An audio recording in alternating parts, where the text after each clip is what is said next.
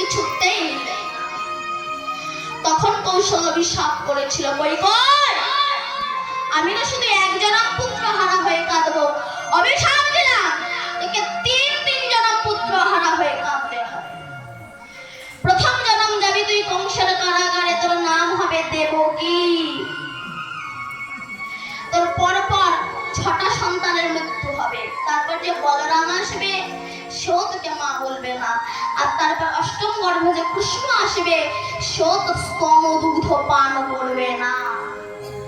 দ্বিতীয় জনম যাবি তুই উড়িষ্যায় ইন্দ্রদুম্ন রাজার ঘরে, তোর নাম হবে গুন্ডিচা দেবী। তোর পরপর 18টা সন্তান হবে, হয়েছিল। আর ওই 18টা সন্তান একই রাত্রে মারা যাবে। আর ওই 18টা সন্তান মরে হবে 18 নালা, সেদিনও যাবে না তোর এই পুত্র শোকের জ্বালা। আর তৃতীয় জন্ম